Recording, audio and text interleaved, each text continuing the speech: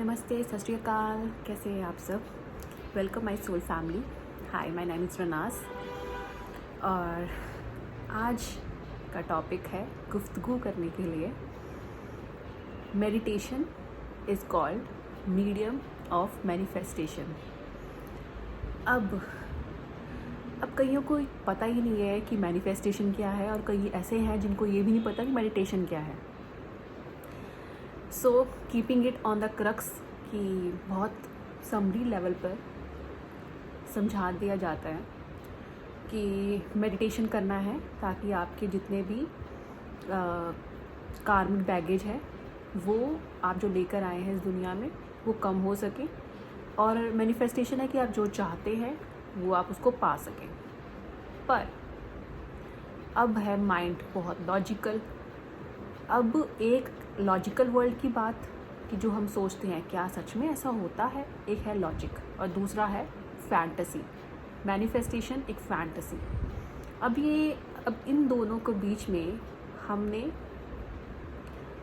उसको कोरिलेट करना, तो वो कैसे होएगा?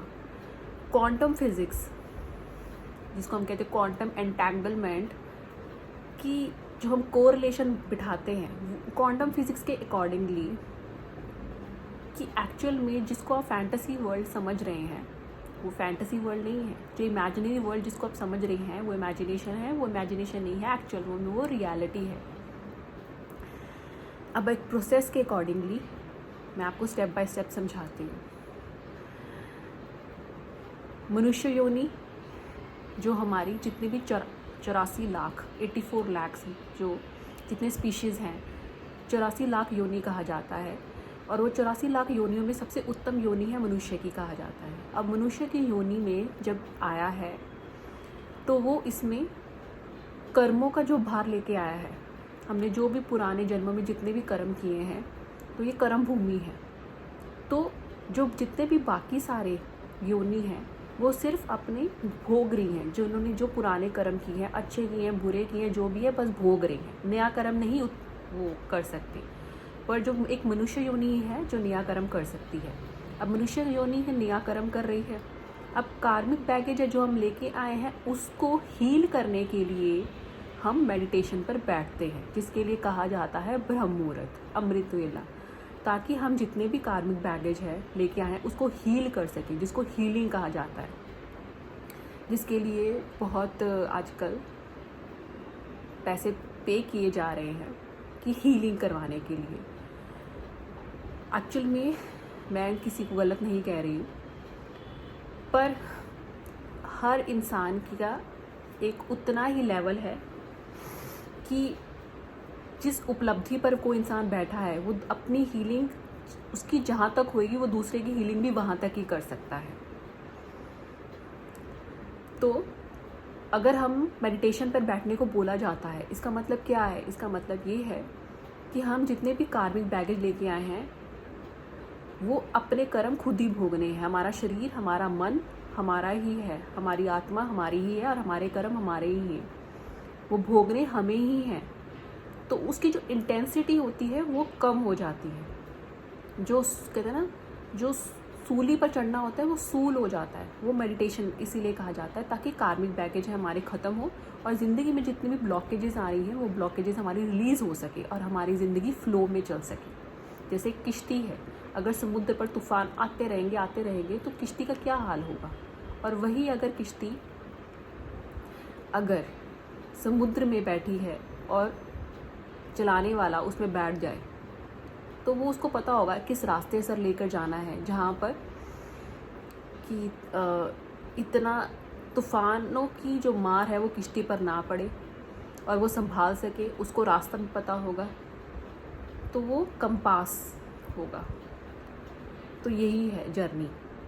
नंबर 1 मेडिटेशन के बारे में बात की जा रही है। मेडिटेशन क्यों करनी है? ताकि हम अपने कार्मिक बैगेज रिलीज़ कर सकें और ज़िंदगी में हमारे जितने भी ब्लॉकेजेस हैं, करियर में, जॉब में, बिज़नेस में, रिलेशनशिप्स में, हमारे अंदर के ब्लॉकेजेस हैं जो भी है हम रिलीज़ कर सकें और लाइफ में हम प्रॉपरली चल सकें। ये है मेडिटेशन। ठीक है। अब दूसरी बात ये, अब हमें कहा जाता है कि हमारी ज़िंदगी में जो इस वक्त सिचुएशन चल रही है, किसी भी चीज़ में सिचुएशन चल रही है, उसके लिए कहा गया है चाहे आप जॉब नहीं मिल रही है, जॉब में प्रॉब्लम है, बिज़नेस प्रॉपर नहीं चल रहा, बिज़नेस में प्रॉब्लम है, किसी से पैसे लेने हैं, किसी से पैसे देने हैं, फाइनेंसिस का बहुत ज़्यादा इशू है, रिलेशनशिप्स में बहुत ज़्यादा इशू है, कोई छोड़कर चला गया, किसी ने किसी को छोड़ दिया, या खुद आपको किसी ने छोड़ दिया, या आपने किसी को छोड़ दिया, या मैरिड लाइफ में इशू है, तो कुछ भी इशू है। तो ये सारे इश्यूज़ के लिए जो इस वक्त है उसके लिए क्या करना है, जिसके लिए हमें कहा जाता है कि आप फॉरगिवनेस, ये जो होपनो प्रेयर चली है ना, होपनो प्रेयर, तो वो किस चीज़ के लिए कि I am sorry, please forgive me, thank you, I love you, किसको कह रहे हैं हम? कॉन्शियसनेस के बेसिस पे वी आर वन, हम सब एक हैं, तो हम किसको ये चीज़ बोल रहे हैं?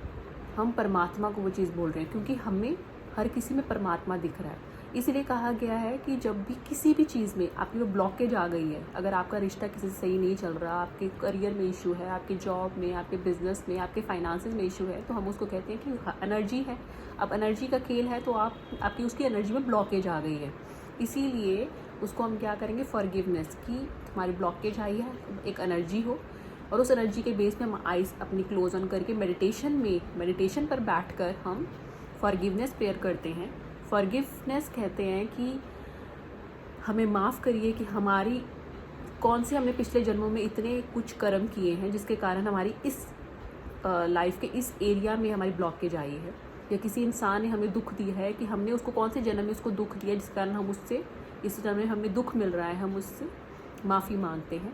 तो उसको क्या कहते हैं, चाहे आप उसको लव वाइब्रेशन का नाम दें, चाहे आपको फॉरगिवनेस प्रेयर का नाम दें, चाहे आप उसको अंदर से उसको हीलिंग का नाम दें, चाहे आप उसको अपने आप को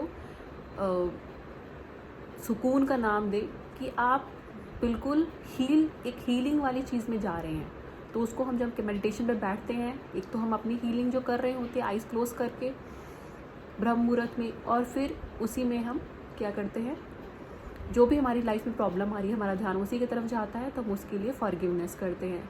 कि फॉरगिवनेस प्रेयर होती है, हीलिंग वाली प्रेयर होती है, लव वाइब्रेशन जिसको हम कहते हैं कि हम माफ़ी मांगते हैं, माफ़ करते हैं कि जो भी हमारी ज़िंदगी ब्लॉकेज आई है, ये तो जिसको हमारा मन मान रहा है कि ये एक्चुअली ये है भी, तो ये हम मानते हैं रियलिटी। अब आ गई बात लॉ ऑफ अट्रैक्शन की। लॉ ऑफ अट्रैक्शन में क्या बात आता है, लाइक अट्रैक्ट्स लाइक, जिसमें आ जाता है कि आपकी जो वाइब्रेशन होएगी, आप उसी वाइब्रेशन पर आपकी वो चीज़ें मिलेंगी जो आप चाहते हो। अब ये तो एक्चुअल में एक समरी आ गई, जो एक्चुअल लॉ ऑफ यूनिवर्स है। लॉ ऑफ वाइब्रेशन वैसे ही काम करता है, लाइक अट्रैक्ट्स लाइक। आप जिस वाइब्रेशन पे और जिस फ्रिक्वेंसी पे काम करेंगे, जिस फ्रिक्वेंसी में होंगे, वही चीज़ें आपके आसपास अट्रैक्ट करेंगी। पर लॉ ऑफ अट्रैक्शन यूनिवर्स में तो काम कर रहा है, पर आपकी लाइफ में वो काम कर रहा है ये कैसे पता लगेगा, और वो काम करेगा कैसे?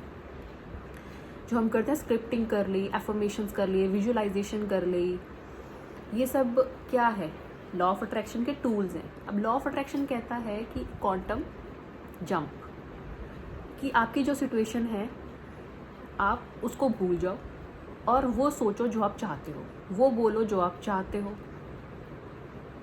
वो लिखो जो आप चाहते हो। यही चीज़ है कि अपनी परसेप्टरी सेंसेस हैं जो आपकी, आप उसको उन जगह पे लगा दो कि जो चीज़ ऑलरेडी हो चुकी है और आप उसमें क्वांटम जंप कर चुके हो और वो हो चुका है। अब ये क्या है, अब माइंड मारने को तैयार नहीं, क्या सच में सोचने से हो जाता है, क्या सच में बोलने से हो जाता है, या लिखने से हो जाता है? अब ये क्या है, एक्चुअल में हो जाता है, पर इसका प्रमाण क्या है, प्रूफ क्या है? इसका प्रूफ के बारे में ही बात करने वाली हूँ मैं।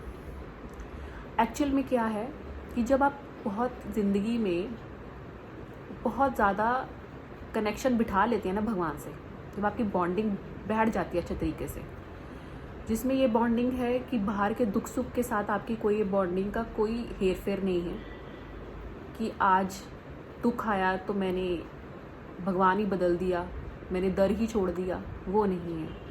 ज़िंदगी में जो दुख आया सुख आया कि बस सिर तेरे आगे ही झुकाया, वो जो बॉन्डिंग आपकी बैठती है ना, जब वो बॉन्डिंग का इतना लेवल हो जाता है आपका भगवान के साथ है, इतना कनेक्शन हो जाता है, और आपके जो मास ऑफ द कर्मा, मास कर्मा मतलब बल्क ऑफ द जो कर्माज होते हैं, पास्ट बैगेज जो लेके आए हैं, वो आपके हील हो चुके हैं, आपने भोग चुके हो। जब ये दो चीज़ें हो चुकी होती है ना, नंबर 1 भगवान के साथ बॉन्डिंग और कनेक्शन, नंबर 2 कार्मिक baggage, mass Karma, bulk of the Karma जब आपके हील हो चुके होते हो ना, तब आपका पोर्टल ओपन होता है, जिसको हम कहते हैं law of attraction, law of manifestation. ये पोर्टल एबंडेंस का पोर्टल होता है। ये हर किसी के लिए ओपन नहीं होता है, ये हर किसी के लिए ओपन नहीं होता है।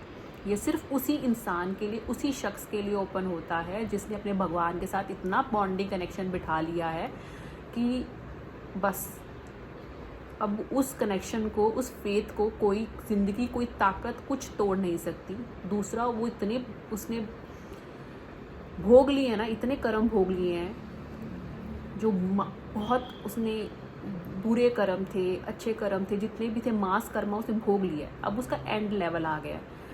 अब वो जो एंडिंग का लेवल होता है ना, जैसे हम टेंथ क्लियर होती है, उसको +1 पे आते हैं। अब उसमें स्ट्रीम्स आ जाती हैं, आती है ना, जैसे वो हम मारियो की गेम खेलते हैं, जब एंड का लेवल आ जाता है, जब रानी मिलती है मारियो को, वैसे ही ये पोर्टल होता है जिसमें अगर है जैसे एक बिल्डिंग है, अब हम बिल्डिंग टू बिल्डिंग है, हम अपनी लाइफ में चल रहे हैं, एंड में एक जंप मारना है। अब बिल्डिंग से जंप मारना है, पता नहीं कहाँ पे जाएंगे हम, है ना। वो जो जंप करना है ना, वो जो जंप है, वो टाइमलाइन शिफ्ट है, वो है law of attraction, law of manifestation, quantum jump, जिसमें आपके सोचने से और आपके बोलने से सब कुछ हो जाएगा। क्लैरिटी से समझाती हूँ। आपने 10th तक क्लियर कर लिया, जैसे भी हो आपने स्टडी की, फर्स्ट की अलग थी, सेकंड की अलग बुक्स, थर्ड का अलग study, 4th 5th 6th 7th 8th 9th 10th। जब 10th आया, आपने 10th क्लियर कर ली, जैसे भी है, जितनी भी स्टडी दी गई आपने भोग ली, और मतलब आप बहुत ही सिंसियर स्टूडेंट रहे आप,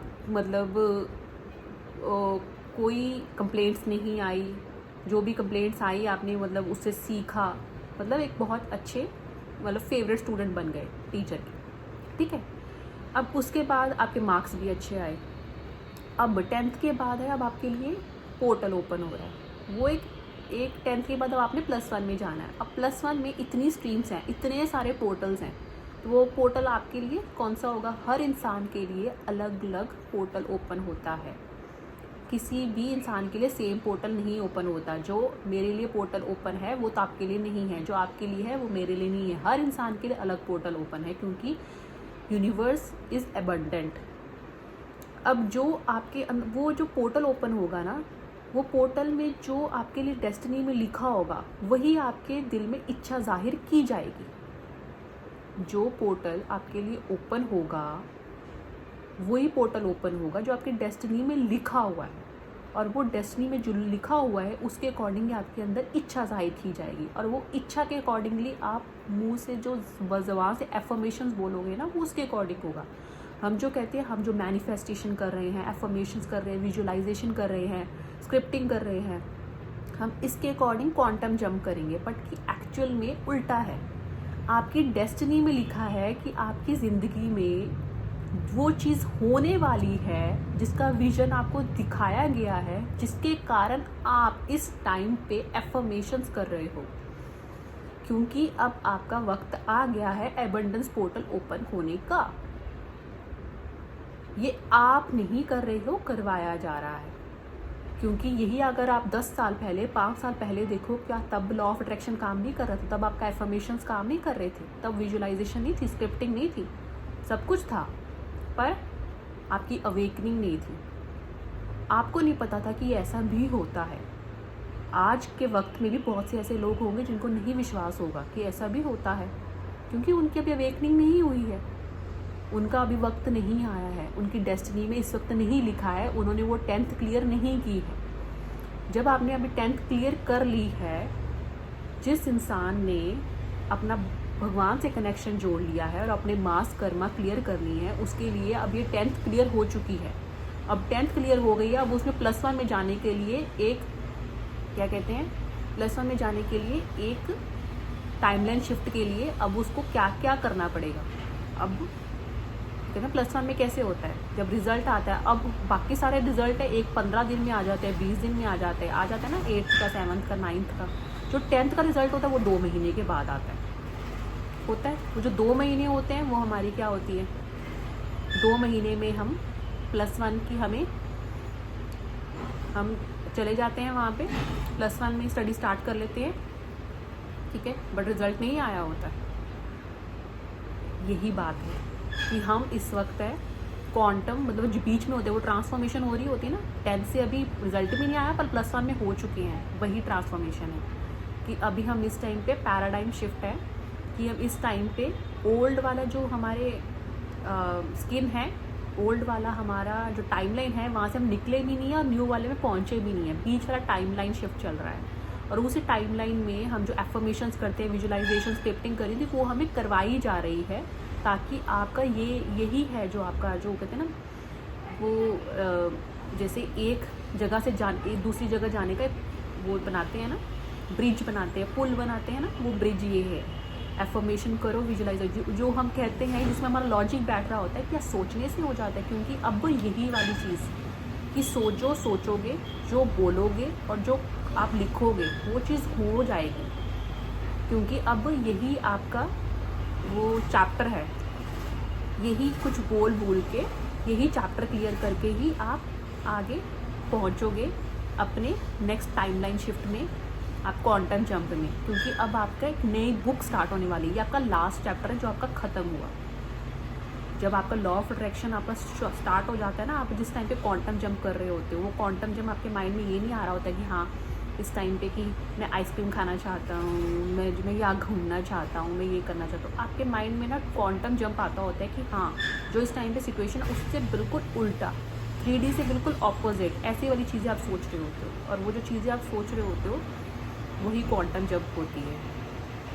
और अब सारी चीज़ें इकट्ठी है, वो अब आपकी मेडिटेशन अब ये नहीं पूरी हो गई, मेडिटेशन करनी है ताकि जो मास कर्मा तक क्लियर हो गए, पर अब आपके आगे जो अपनी ज़िंदगी में आगे चलना है, अब आपकी टाइमलाइन शिफ्ट होएगी, तब भी तो आपके, और वो कहते हैं जैसे कि आप इतना सारे जैसे बहुत सारे सूटकेसेस लेके आप आए हैं, ट्रेन पे चढ़े हैं, अब उस ट्रेन में धीरे धीरे आपके जो सूटकेसेस हैं, आपका भार जो आप लेके आए हैं घर से, वो आपने रख दिया है वहाँ पे। अब धीरे धीरे अब एक करके आप नीचे रख रहे हो, एक करके आप नीचे रख रहे हो, ट्रेन चल रही है, सफ़र चल रहा है, अब आप रख रहे हो, अब इतना सामान कर रहे हो, अब चलते चलते उसके बाद एक टाइम आ गया कि आपके बस एक ही बैग रहा है, बस बाकी सारे बैग अब आप नीचे रख चुके हो, एक बैग ही रहा है। अब ये तो नहीं है कि अब आप उसको ज़मीन पर नहीं रखोगे, रखना तो है, इसलिए अब वो भी उसकी तैयारी भी करोगे कि मैं अब जो मैं लेके आया हूँ भार वो नीचे रख दूँ। इसीलिए अब आपने जो इतना सारा भार लेके आया ना, कार्मिक बैगेज, वो तो आपके क्लियर हो चुके हैं। अब धीरे धीरे आपने बाकी भी तो कार्मिक कर्म है, अगर कर्म ना होते तो आप यहाँ पे ना होते। तो अब बाकी सारे कर्म जो आपने किए हैं, जो थोड़े बहुत बचे हैं और जो आप कर भी रहे हो, उसको भी तो क्लियर करना है। तो वो इसलिए मेडिटेशन करते रहनी है। दूसरी बात ये कि जो आप इस टाइम पे सिचुएशन है कि जिसमें के लिए आप एफर्मेशन, विजुअलाइजेशन तो कर रहे हो, ये तो क्वांटम जंपिंग के लिए है, जो सोचोगे वो होगा। जो हम लव वाइब्रेशंस या हीलिंग की प्रेयर करते हैं वो किस लिए है, ताकि हम अपना ऑरा को इतना पॉजिटिव ऊपर रख सकें कि हम अकेले जैसे बिल्कुल सोशली कट ऑफ करके तो हम जंगल में जाके बैठ नहीं सकते। अब जहाँ भी बैठे हैं, चाहे रिलेशनशिप्स का इशू है, चाहे आपकी करियर का इशू है, जॉब का इशू है, कुछ भी इशू है, हम उस चीज़ के लिए जो हीलिंग प्रेयर करते हैं, ताकि है कि सामने वाले ने जो हमने सामने वाले के साथ जो भी किया, या जिस सिचुएशन में, चाहे फाइनेंसेस में कुछ भी है, जो भी किसी के साथ हमने कुछ भी किया पिछले जन्मों में, जिसके कारण हमें इस जन्म में फल मिल रहा है, तो उसके लिए हम प्रेयर करते हैं कि हमारा उसके लिए अब और हमारा नया साइकिल स्टार्ट ना हो जाए। उसके लिए हमें ये करते ही रहना है, अंदर से लव वाइब्रेशंस करती ही रहनी है ताकि हमारा एक नया साइकिल स्टार्ट ना हो जाए। अपनी नीयत को साफ रखना है, अच्छे कर्म करने हैं और ज़िंदगी में सही रास्ते पर चलना है। भगवान के साथ अपनी बॉन्डिंग बनाए रखनी है। और अब जो लॉ ऑफ अट्रैक्शन है, जो आपको बता दिया है, काम उसी के लिए करेगा। ये अबंडेंस का पोर्टल है जिसका कनेक्शन बहुत अच्छी तरीके से बन गया है। मैं वो सक्सेस अबंडेंस की बात कर रही हूँ जो दिलजीत तो जिसको हम कहते हैं कि हाँ जी, इनको इतनी सक्सेस मिल गई है, कितना ज़्यादा क्रेज़ है। वो सक्सेस जो शाहरुख खान की बात हो रही है, वो सक्सेस जो हनी सिंह को इस टाइम पे जो अब सक्सेस मिल रही है, क्योंकि घूम कर हर इंसान ने आना उस भगवान के कदमों पर ही है। द विराट कोहली जिनको भी ये सक्सेस इतनी ज़्यादा वो मिल रही है, तो मिलती वो एबंडेंस का पोर्टल होता है। वो एबंडेंस का पोर्टल उसके लिए ही ओपन होता है जिसका बहुत ज़्यादा कनेक्शन बैठ गया है। और जब ये पोर्टल ओपन होने के इसके साइंस क्या होते हैं कि आपको अंदर से मेडिटेशन करने का मन करता है बहुत ज़्यादा, और आपको अंदर से बहुत लाइट फील होता है, और आप कहते हो कि बहुत बेपरवाही हो जाती है, जो होगा देखा जाएगा। सरेंडर्ड मोड पे आ जाते हो। जो सरेंडर मोड पे आ जाते हो तो इट मीन्स आपका कर्मा लाइट हो गए हैं। हर किसी की जर्नी सेम नहीं होती। अपनी जर्नी किसी के साथ कंपैरिजन नहीं करनी है। आपको अलग बनाया गया, यूनिक हो। आपकी हाथों की उंगलियां के जो है ना, जो फिंगरप्रिंट्स भी किसी के साथ मैच नहीं होते। आपको अलग बनाया गया है। अपनी यूनिकनेस पर देखो। किसी से कोई सलाह नहीं लेनी, किसी से कोई राय मांगने की ज़रूरत नहीं है। खुद से सवाल करो, अपनी इंट्यूशन की सुनो। जिसने भगवान के साथ रिश्ता जोड़ लिया उसकी इंट्यूशन काम करनी स्टार्ट कर जाती है।